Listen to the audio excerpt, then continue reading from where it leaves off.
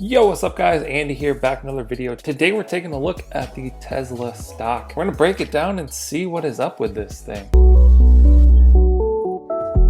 Okay, so we can see that Tesla had a high of around $502, I believe, and that was on September 1st. So there's some news that Tesla stock would be splitting, and people really wanted to get the stock before that split. I think that news was on like August 12th, August 11th maybe. So you can see the rise from that point. So maybe we just weren't due for a rise. And that's the reason we're kind of coming back down to where we were before. I actually bought 0.2 of Tesla stock on August 13th, I believe it was. So I'm still up a little bit. I'm not going to be selling or anything. It's just a long-term hold for me. But I bought 0.2 just so I could get one on the split, and that did happen. I bought more today around 350 just because it's down. Let's see. I mean, it's down over 30% from the all-time high. You guys can see that right there. It's down 17% today. But I don't know. I think it could go down a lot further. Like this, let's go to a 1 week view. This rise ever since this point, $37, pretty much just straight up. I mean, there's the Corona dip, so you could take that out. But it's pretty much just straight up. So traders like to look for like support zones and things for like that.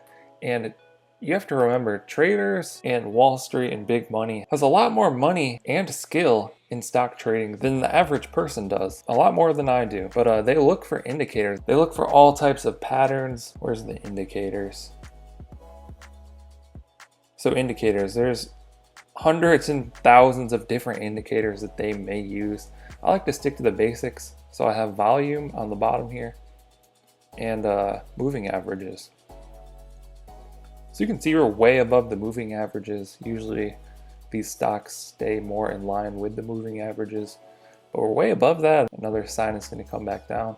So the zones that I was looking for were about 350 where this previous top was. Sometimes it comes down and it bounces off the previous top. That's similar to what we saw here. You know, the previous top was in this zone, came down there, went up. Also came right down to this moving average and went up. So that's kind of what I was looking for there. You could also say, you know, some people use like the bars rather than the wicks to give a better indicator. Just because the bars are when the market closes, the wicks are kind of ups and downs that it has throughout the day. So you could say, oh, this is actually the top for this time period. So, you know, maybe we did come right back down to that and now we're going up. It's really hard to say. You know, I'm not an expert. So my strategy is just keep dollar cost averaging.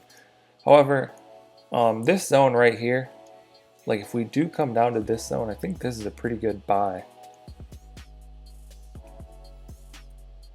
Anywhere between 180 and 200 probably would be a really solid buy for Tesla. So if it comes down into that zone, I'll probably definitely be buying something, but for now, I'm just kind of watching it and see what happens. For me, the 30% dip isn't a big deal. I think it was to be expected with how fast this thing is rising. Like it's just climbing straight up.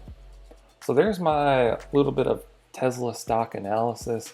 Definitely hoping for this zone right here, 180 to 200 or so. Seems like that would be a good opportunity to pick up more Tesla.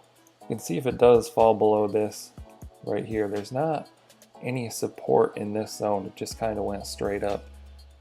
So you like to see a little bit of up and down movement rather than straight up. That helps build the support. But there you have it. Let us know what you guys think down in the comments below. Like and subscribe if you want to see more videos like this one. Thank you guys for watching. I'll catch you in the next one. Okay. Don't blame your problems on the past.